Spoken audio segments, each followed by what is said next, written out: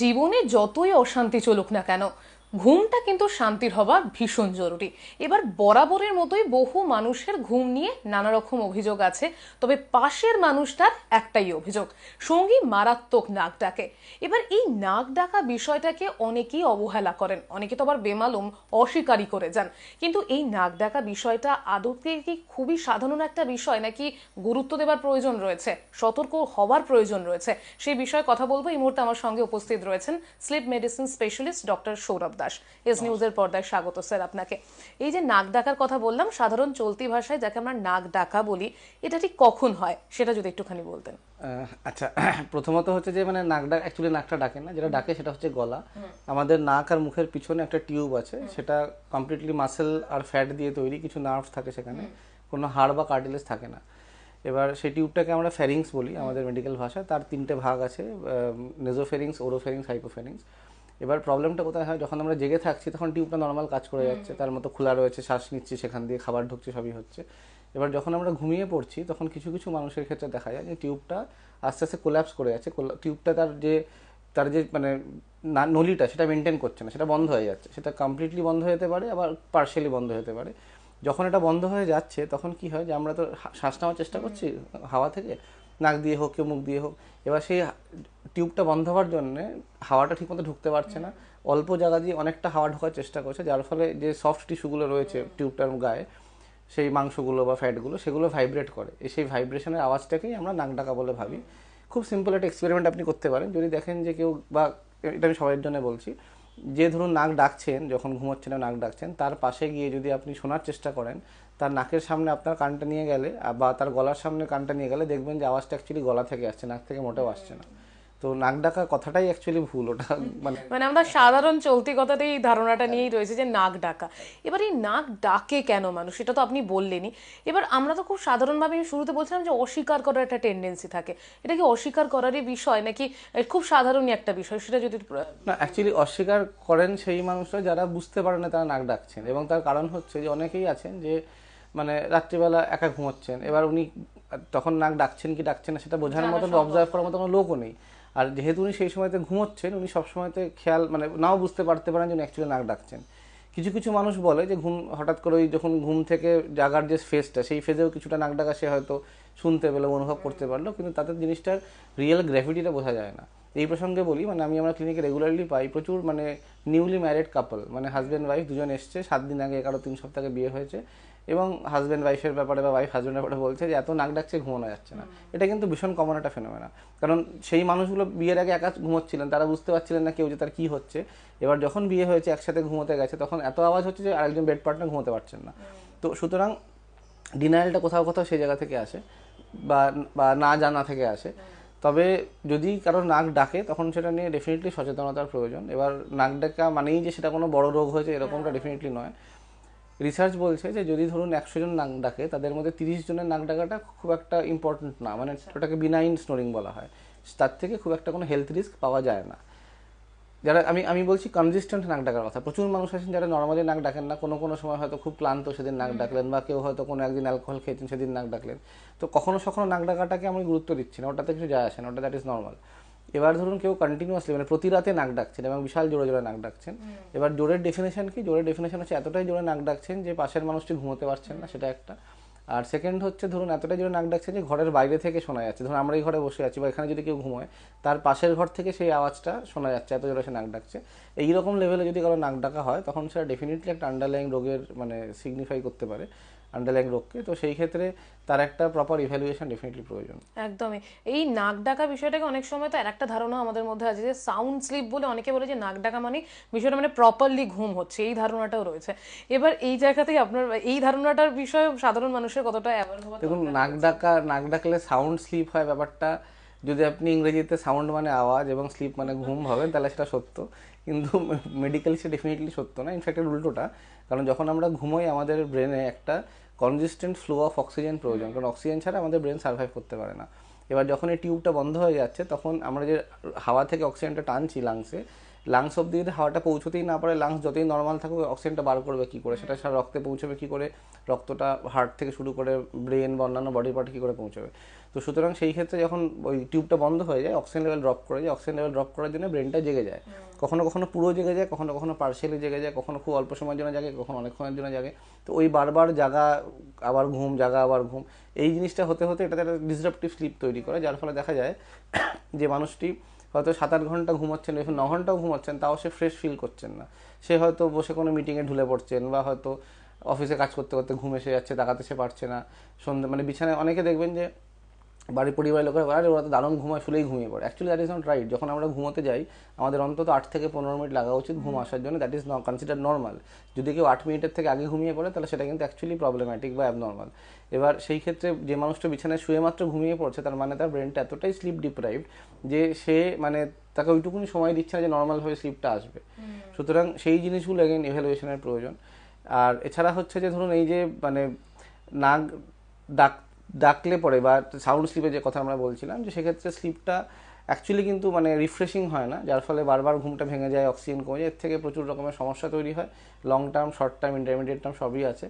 এবার যেটা সব থেকে কমনলি বোঝা যায় যে দিনের বেলাতে ঘুম ঘুম পাওয়া, বা ধরুন ফোকাস করতে না পারা, অ্যাটেনশন কমে যাওয়া, মেমোরি কমে যাওয়া, ছোটোখাটো ভুল হওয়া, বিশেষ করে যারা ধরুন হেভি মেশিনারি অপারেট করেন, বা যারা ধরুন প্রফেশনালি ড্রাইভিং করেন, বা নিজেও গাড়ি চালিয়ে অফিস যাচ্ছে হয়তো, তাদের ক্ষেত্রে কিন্তু এই রোগটা ভীষণ মানে মারাত্মক এবং মানে ইভেন লাইফ থ্রেটানিং হতে পারে। একদমই। আপনি লক্ষণ বা সিমটমস গুলো বলছিলেন যে যেগুলো দেখে আমাদের গুরুত্ব দেওয়ার প্রয়োজনটা রয়েছে। তবে এই নাক ডাকাটা কোন কোন সমস্যার লক্ষণ বলা যেতে পারে, মানে কোন কোন সমস্যা ডেকে আনতে পারে, যেটা সম্পর্কে সাধারণ মানুষ হ্যাঁ, দেখুন মানে একটা রোগ আছে যেটাকে আমরা স্লিপ মেডিসিনে বলি অবস্ট্রাকটিভ স্লিপ অ্যাপনিয়া, যার মানে হচ্ছে টিউবটা বন্ধ হয়ে যাচ্ছে আর হাওয়াটা ঢুকতে পারছে না, যেটা আমি একটু আগে ডিসক্রাইব করলাম। এবার এই অবস্ট্রাকটিভ স্লিপ অ্যাপনিয়া রোগটা খুবই সিরিয়াস রোগ। মানে এর একটা পুরো স্পেকট্রাম আছে। কিছু কিছু লোকের খুব হালকা থাকে, ওটাতে খুব একটা যায় আসে না, হয়তো একটু ঘুমটা ডিস্টার্ব হলো, আর আদারওয়াইজ মোটামুটি সে ঠিকই চালাচ্ছে। কিন্তু রোগটা যখন আস্তে আস্তে বাড়তে থাকে তখন একটা পয়েন্টে পৌঁছয় যখন অনেকটা সময় ধরে তার ভিতরে হাওয়া যাচ্ছে না, অনেকটা সময় ধরে অক্সিজেন লেভেল ড্রপ করছে, তার থেকে কিন্তু মানে ঘুমের মধ্যে সাডেন কার্ডিয়াক ডেথ অবধি হতে পারে, কার্ডিয়াক অ্যারেস্ট হতে পারে, স্ট্রোক হতে পারে। এছাড়া ধরুন অনেকে দেখবেন 4টে ওষুধ খেয়েও প্রেশার কন্ট্রোল হচ্ছে না, বা সুগার 3টে ওষুধ খেয়েও সুগার কন্ট্রোল হচ্ছে না। তো এই মানুষগুলোর কিন্তু ভীষণভাবে অবস্ট্রাকটিভ স্লিপ আপনি আছে কিনা ভিতরে সেটা একবার যাচাই করে নেওয়া দরকারি। কারণ এই অবস্ট্রাকটিভ স্লিপ আপনি এমন একটা রোগ যেটা কিনা সুগার বা প্রেশারের ট্রিটমেন্ট করতেও বাধা তৈরি করে। এছাড়া ধরুন মানে ফিজিক্যাল রিলেশনশিপ বা ইম্পোর্টেন্স বা এই জাতীয় যে সমস্যাগুলো থাকে সেগুলোতেও এই রোগটা ভীষণভাবে মানে ইম্প্যাক্ট ফেলতে পারে।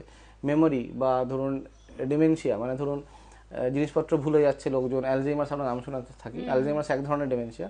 এই ডিমেনশিয়া গ্রুপ অফ রোগটাকে বা ভাস্কুলার ডিমেনশিয়া সেগুলোও কিন্তু বেড়ে যায় লং টার্মে যদি কারোর অবস্ট্রাকটিভ স্লিপ অ্যাপনিয়া থাকে অনেক বছর ধরে এবং আনট্রিটেড থাকে। এছাড়া এখন রিসেন্ট ডেটা বলছে যে এই অবস্ট্রাকটিভ স্লিপ অ্যাপনিয়া থাকলে পরে তার থেকে ওভারঅল ক্যান্সারের রিস্ক বাড়তে পারে, বা ক্যান্সার যাদের হয়েছে তাদের আউটকাম, মানে ধরুন একজন মানুষের ক্যান্সার হয়েছে তার অবস্ট্রাকটিভ স্লিপ অ্যাপনিয়া নেই, আর একজন মানুষের ক্যান্সার হয়েছে তার অবস্ট্রাকটিভ স্লিপ অ্যাপনিয়া আছে, এই দুজনের আউটকাম কিন্তু আলাদা হবে জাস্ট বিকজ একজন অবস্ট্রাকটিভ স্লিপ অ্যাপনিয়া আছে, বিকজ শরীরটাতে অক্সিজেন পাচ্ছে না, অনেকক্ষণ ধরে ক্রিটিক্যাল জেনারেট হচ্ছে, অনেক রকম তার অন্যান্য সমস্যা হচ্ছে। একদমই। চিকিৎসা ক্ষেত্রে এবার আমি একটু জানার চেষ্টা করবো এটা কি কিউরেবল, মানে যে যদি আন্ডার ট্রিটমেন্ট থাকা যায়? দেখুন ম্যানেজেবল, কিউরেবল আমি কথাটা ইউজ করবো না, যে প্রেশার বা সুগারের মতো এটা একটা লাইফস্টাইল ডিজিজ বা নন কমিউনিকেবল ডিজিজ, এই জিনিসগুলো আমরা কিওর সে অর্থে করে উঠতে পারি না, তবে ম্যানেজ ডেফিনেটলি খুব ভালোভাবে করা যায়। কিউরেবল আমরা বলতে পারি তখনই যখন ধরুন একজন মানুষ প্রচুর ওজন কমাতে পেরেছেন, মানে আমি যদি অ্যাভারেজ, আমি সবার কথা বলছি না, যদি আমি অ্যাভারেজ অবস্ট্রাকটিভ স্লিপ অ্যাপনিয়া পেশেন্টের কথা বলি, তার বিএমআই অর্থাৎ বডি মাস ইন্ডেক্সটা যথেষ্ট হাই থাকে, ইউজুয়ালি 30-এর উপরে পাওয়া যায়, মানে অনেকটাই তাদের ওজন থাকে, গলার সার্কামফারেন্সটা অনেকটা বেশি থাকে, পুরুষদের ক্ষেত্রে 16 সেন্টিমিটার এক্সকিউজ মি 16 ইঞ্চির বেশি থাকে। তো এবার ওই মানুষগুলো যদি ধরুন ওজনটা কমিয়ে ফেলতে পারে, মানে 2 কেজি 4 কেজির কথা বলছিলাম, 10 কেজি 15 কেজি, তখন সেক্ষেত্রে কিন্তু সত্যি obstructive sleep apnoea is actually curable. কিন্তু সেটা রিয়েলিটি তত সোজা নয়, কারণ সেই মানুষটার ওজনটা আজকে ওই জায়গায় হয়েছে তার কারণ তার বডি মেটাবলিজমটাই ওইভাবে করে তার ওজনটা বাড়ার টেন্ডেন্সি বেশি। সে হয়তো প্রচুর চেষ্টা করে ওজনটা কমিয়ে ফেললো, দেখা যাবে 6 মাস কি 1 বছর বাদে আবার আস্তে আস্তে বেড়ে গেছে, তো সেটা একটা প্রবলেম। তবে হ্যাঁ, ম্যানেজমেন্ট ডেফিনেটলি আছে, ম্যানেজমেন্টে অনেক রকম পদ্ধতি আছে। ইনফ্যাক্ট এই রিসেন্টলি মাস চারেক আগে ইউনাইটেড স্টেটস অফ আমেরিকাতে ইউএসএফডিএ যে জিনিসটা আছে, ওরা একটা ওষুধকে অ্যাপ্রুভ করেছে, যে ওষুধটা for the treatment of obstructive sleep apnoea. এই প্রথম কোন ওষুধ বাজারে আসলো, আমাদের ইন্ডিয়া এখনো পাওয়া যায় না, বাট ইউএসএতে পাওয়া যায়, একটা ওষুধ আসলো যেটা কিনা অবস্ট্রাকটিভ স্লিপ অ্যাপনিয়াকে ট্রিটমেন্ট করতে পারে। মজার ব্যাপার হচ্ছে ওষুধটার সঙ্গে অবস্ট্রাকটিভ স্লিপ অ্যাপনিয়ার অ্যাবসলিউটলি কোনো সম্পর্ক নেই। ওষুধটার কাজ হচ্ছে ওজন কমিয়ে ফেলা খুব দ্রুত, এবং সেই ওষুধটা খেলে পরে মানুষ ওজনটা কমে যায় ন্যাচারাল, যেটা আমি বললাম যে অবস্ট্রাকটিভ স্লিপ অ্যাপনিয়া রিভার্স করা যেতে পারে। ওষুধ ওটা থিওরিটিক্যাল, মানে আমাদের দেশে এখন জিনিসটা আসেনি, সুতরাং আমি আপনাকে প্র্যাকটিক্যাল ইউজেজের ব্যাপারে বলতে পারবো না। যেটা আমরা ট্র্যাডিশনালি করে থাকি সেটা হচ্ছে CPAP বা কন্টিনিউয়াস পজিটিভ এয়ারওয়ে প্রেশার। তার অন্যান্য ভ্যারিয়েশনও আছে, বাই লেভেল প্যাপ ইত্যাদি। মানে পজিটিভ এয়ারওয়ে প্রেশার দিয়ে আমরা ট্রিটমেন্ট করার চেষ্টা করি। জিনিসটা খুব সিম্পল বেসিক্যালি, যেরকম ভ্যাকিউম ক্লিনার হাওয়াটাকে টানে ঠিক সেরকম প্যাপ মেশিন হাওয়াটাকে ঠেলে। মানে ধরুন রুম এয়ারটাকেই নিয়ে একটা সার্টেন প্রেশারে জোরে আপনার নাক দিয়ে বা মুখ দিয়ে ঢুকিয়ে দেওয়া হচ্ছে, যাতে কিনা টিউবটা বন্ধ হওয়ার চান্স পাচ্ছে না, ওটাকে খুলে রাখার চেষ্টা করা হচ্ছে। এবং সেই একটা যন্ত্র হয়, একটা ছোট্ট বক্সে আমরা দেখতে হয়, তার একটা পাইপ থাকে বা টিউব থাকে, সেই টিউবটাকে একটা নাকের বা নাক মুখ মিলে একটা মাস্কের সঙ্গে ফিট করা থাকে, এবং মানুষ ওটা মানে যে পেশেন্ট উনি লাগিয়ে এটা ঘুমিয়ে পড়ে। সেখানে একটা প্লাগের সঙ্গে কানেকশন মানে ইলেকট্রিসিটির প্রয়োজন থাকে সেটা চালানোর জন্য। এবার সেই হাওয়াটাকে ঠালা হয় এবং যার ফলে টিউবটা বন্ধ হয় না, অক্সিজেন লেভেল ড্রপ করে না, ঘুম ভাঙে না, খুব সুন্দর ঘুম হয়, সকালে উঠে অনেক ফ্রেশ, অনেক এনার্জেটিক ফিল করেন। এটা কমপ্লিটলি নন ইনভেসিভ, এর কোনো সাইড এফেক্ট খুব একটা হয় না। একদমই। ক্লিনিক্যাল ট্রিটমেন্ট তো গেল, সাধারণ মানুষের মানে যারা এই সমস্যাটার ভুক্তভোগী তাদের কি করণীয়, মানে তাদের কি কি মাথায় রাখার দরকার রয়েছে সেটা কাইন্ডলি বলে। দেখুন, মানে সবার আগে সবসময় যে চেষ্টা করতে হবে ওজন একটা সার্টেন লেভেলের মধ্যে রাখা উচিত। সেটা বাহ্যিক সুন্দরতার থেকে বেশি ইম্পর্টেন্ট ভিতরে হেলথের জন্য, কারণ যত বেশি ওজন বাড়বে তত কয়েক ডিফারেন্ট রকমের serious health issues, health consequences আমাদের ফেস করতে হয়। সুতরাং ওজনটা কমানোর দরকার। সেই জন্যে মানে কম বলতে আমি একেবারে কমও বলছি না, নর্মাল যেন ওজন থাকা উচিত, BMI রেঞ্জ বলা হয় 18 থেকে 22.5-এর মধ্যে, ওইটা মেনটেন করা খুব দরকারি। এছাড়া হচ্ছে ধরুন এটা এটা যদিও বলা খুব সোজা, করা খুব ডিফিকাল্ট, বাট লাইফস্টাইলের মধ্যে একটা রুটিন তৈরি করার চেষ্টা করা, যে একটা সার্টেন টাইমে সকালে ঘুম থেকে ওঠা, সার্টেন টাইমে শুতে যাওয়া, একটা পর্যাপ্ত 7 থেকে 8 ঘন্টা ঘুমানোর জন্য ঠিকঠাক সময় বার করে রাখা, এবং রাত্রিবেলা শোয়ার আগে প্রচণ্ড স্ট্রেস যদি হয় তখন রিল্যাক্সেশন এক্সারসাইজ বা প্রাণায়াম বা ডিপ ব্রিদিং এক্সারসাইজ করা উচিত। অ্যালকোহল বা টোব্যাকোগুলো অ্যাভয়েড করা উচিত, বিশেষ করে রাত্রের দিকে। এবং এছাড়া হচ্ছে ধরুন যদি এই যে নাক ডাকা এরকম কোনো সিমটম পাওয়া যায়, বা ধরুন একজন মানুষ একা থাকেন, উনি নাক ডাকেন কিন্তু উনি জানেন না, সকালবেলা উঠে ফ্রেশ লাগছে না, টায়ার্ড লাগছে, ফ্যাটিক লাগছে, কিছু করতে ইচ্ছা করছে না, সেই ক্ষেত্রে অবশ্যই ডাক্তারের কাছে যাওয়া উচিত, ইভ্যালুয়েশন করানো উচিত। ইভ্যালুয়েশন বলতে এগুলো আমরা কীভাবে ডায়াগনোসিস করি, কিছু টেস্টের পদ্ধতি আছে, ঠিক আছে, মানে 3-4 রকমের হয়, লেভেল 1, লেভেল 2, লেভেল 3, লেভেল 4, এটাকে আমরা পলিসোমনোগ্রাফি বলি। এবারে লেভেল 3 আর লেভেল 4টা হচ্ছে পেশেন্টের বাড়িতে করা হয়, লেভেল 2টা অনেক সময় করা হয়। মানে সেটা হচ্ছে যে ধরুন একটা ছোটো যন্ত্র থাকে, সেটা পেশেন্টের বাড়িতে পৌঁছে দেওয়া হয়, এবং সেটা খুব সিম্পল, একটা বুকে বেল্ট থাকে, নাকে একটা তার থাকে, আঙ্গুলে একটা জাস্ট অক্সিজেন মাপার যন্ত্র থাকে, এটা ফিক্স করে দেওয়া হয়, এবং সারা রাত উনি ঘুমিয়ে থাকেন ওটা নিয়ে, সকালে উঠে মেশিনটা খুলে নেওয়া হয়। তার থেকে আমরা দেখতে পাই যে ওনার শ্বাস প্রশ্বাস কীরকমভাবে যাচ্ছে বা যাচ্ছে না কি না, অক্সিজেন লেভেল কতটা মানে কমছে, হার্ট রেট কীরকম যাচ্ছে, এগুলো আমরা বুঝতে পারি। তো এবার ওটাকে লেভেল 3 ডিভাইস বলে, খুব সিম্পল, রিলেটিভলি সস্তা, এবং সেই টেস্টটা করা একটা বেসিক আইডিয়া আমরা পেতে পারি। যারা প্রচুর জোরে নাক ডাকছেন তাদের জন্য এই টেস্টটা যথেষ্ট। যারা জোরে নাক ডাকছেন না বা যাদের অন্যান্য সমস্যা থাকছে বা যেখানে ডায়াগনস্টিক কনফিউশন হচ্ছে, সেখানে লেভেল 1 স্লিপ টেস্ট করা ভীষণভাবে দরকারি, এবং উইথ ভিডিওগ্রাফি, মানে ভিডিও সমেত ওটা পুরোটা হতে হবে। সেটাতে কী হয়, সেটাতে একটা ল্যাব থাকে, সেই ল্যাবে পেশেন্টকে আসতে হয়, এবং সেখানে ওনাকে মাথা থেকে পাওয়া অনেক রকম তার লাগিয়ে দেওয়া হয়। ব্যাপারটা নন ইনভেসিভ, পেইনলেস, কোনো ব্যথা লাগে না, কোনো সুচ ফোটানো হয় না, জাস্ট গাম দিয়ে কিছু মাথার ইজি, বুকের ইসিজি, মুখের ইএমজি, পায়ের ইএমজি, বুকের ওই শ্বাস প্রশ্বাস কীরকম যাচ্ছে, অক্সিজেন কীরকম যাচ্ছে, এগুলো দেখা হয়। এবং একটা ক্যামেরা থাকে, ওটাতে ইনফ্রারেড ক্যামেরা থাকে, অন্ধকার ঘর, সেখানে পুরো ভিডিও রেকর্ডিং করা হয় যে মানুষটা এখন কী হচ্ছে তার সাথে পুরো রাত ধরে, এবং ধরুন যখন সে পাশ ফিরছে, যখন সে উঠে বসছে বা শ্বাস নিতে পারছে না, সেই পুরো জিনিসটা আমরা ভিডিওতে দেখতে পাচ্ছি, সিনক্রোনাইজড উইথ তার বডির বিভিন্ন প্যারামিটার, মানে ইজি, ইওজি ইত্যাদি।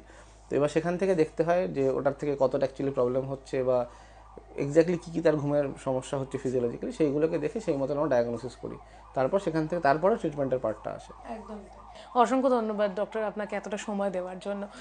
যেটা শুরুতেই বলছিলাম যে আর কিছু না হোক, ঘুমটা যেন শান্তির হয়, এবং পাশাপাশি ঘুম কিন্তু অনেকের পছন্দেরও একটা বিষয়। তবে ঘুমের ব্যাঘাত ঘটানোর জন্য যদি নাক ডাকা, চলতি ভাষাতে এই সমস্যাটা আপনি সম্মুখীন হন, তাহলে অবশ্যই কিন্তু দেরি না করে চিকিৎসকের পরামর্শ নিন। তাহলে আমার মনে হয় যদি শান্তির ঘুম হয় বা ঘুমটা আমরা একটুখানি পিসফুল রাখতে পারি, তাহলে দিনের বাকি সময়টাও অনেকটা ম্যানেজ করা যেতে পারে। ক্যামেরায় অশোকের সাথে রিয়ার রিপোর্ট, এস।